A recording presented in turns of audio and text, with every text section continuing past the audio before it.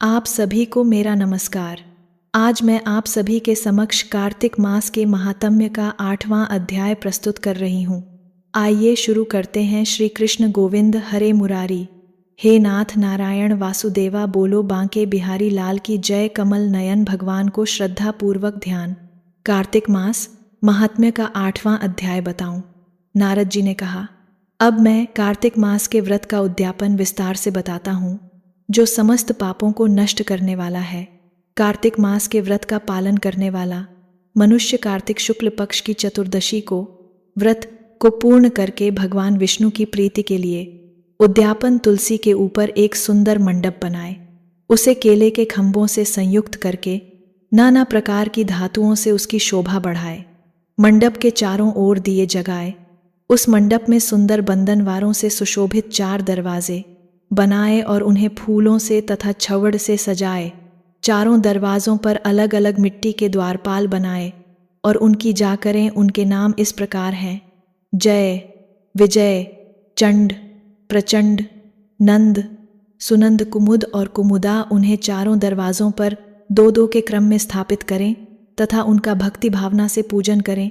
फिर तुलसी जी के पौधे के पास 4 रंगों से सजाकर सर्वतोभद्र मंडल बनाएं और उसके ऊपर पूर्ण पत्र तथा पंचरत्न से संयुक्त कलश की स्थापना करें।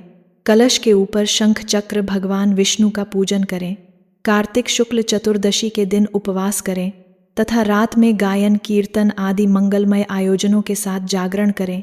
जो व्यक्ति भगवान विष्णु का जागरण करते समय भक्तिपूर्वक भगवान विष्णु के भजन गाते हैं, वे सैकड़ों जन्मों की पाप राशि से मुक्त हो जाते हैं। जो मनुष्य भगवान के निमित्त जागरण करके रात्रि भर का कीर्तन करते हैं, उनको असंख्य गोदान का फल मिलता है। जो मनुष्य भगवान श्री विष्णु जी की मूर्ति के सामने नृत्य करते हैं, उनके अनेक जन्मों के बाद के पाप नष्ट हो जाते हैं। जो भगवान के सम्मुख बैठकर कीर्तन करते हैं और बांसुरी आदि बजाकर भगवान के भक्तों को प्रसन्न करते हैं तथा पूरी भक्ति भावना से पूरी रात जागरण करते हैं, उन्हें करोड़ों करने का फल मिलता है। उसके बाद कार्तिक पूर्णमासी में ब्राह्मण के जोड़े को निमंत्रित करें। प्रातःकाल स्नान और देव पूजन करके वेदी पर अग्नि की स्थापना करें और भगवान की प्रीति के लिए तिल और खीर की आहुति दें कि शेष विधि पूरी करके भक्तिपूर्वक ब्राह्मणों का पूजन करें और उन्हें यथाशक्ति दान दक्षिणा दें। फिर उनसे क्षमा प्रार्थना। आप सबकी अनुकंपा से मुझ पर भगवान सदैव प्रसन्न रहें। इस व्रत को करने से मेरे 7 जन्मों के किए हुए पाप नष्ट हो जाएं और मेरी संतान चिरंजीवी हो। कार्तिक मास की पूजा के द्वारा मेरी सभी मनोकामनाएं पूरी हों। मेरी मृत्यु के पश्चात मुझे मोक्ष की प्राप्ति हो। पूजा की समस्त वस्तुओं के साथ द्रव्य आदि किसी मंदिर में किसी को या फिर ब्राह्मणों को दान में दें। उसके पश्चात घर वालों और मित्रों के साथ भोजन करें। भगवान श्री हरिदेव उठनी एकादशी के दिन जगह और द्वादशी तिथि को स्वयं से उठे। त्रयोदशी तिथि को देवताओं से मिले और चतुर्दशी को सभी ने उनका दर्शन एवं पूजन किया। इसलिए चतुर्दशी में भगवान विष्णु की पूजा करने का विशेष महत्व है कि दिन भगवान विष्णु की स्वर्णमयी प्रतिमा का पूजन करें। कार्तिक के कामले के कार्तिक में देवता पूर्णिमा को पुष्कर तीर्थ की यात्रा सर्वश्रेष्ठ मानी गई है। जो मनुष्य इस प्रकार कार्तिक मास के व्रत का पालन करते हैं, वे धन्य और पूजनीय है।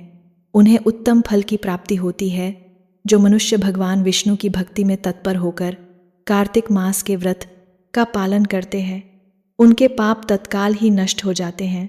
जो श्रद्धापूर्वक कार्तिक मास के उद्यापन का महात्म्य सुनता है या सुनाता है, वह भगवान विष्णु का सायुज्य प्राप्त करता है। इस प्रकार कार्तिक मास के महात्म्य का 8वां अध्याय पूर्ण हुआ। बोलो बांके बिहारी लाल की जय। हरे राम राम राम हरे हरे, हरे कृष्णा कृष्णा कृष्णा हरे हरे।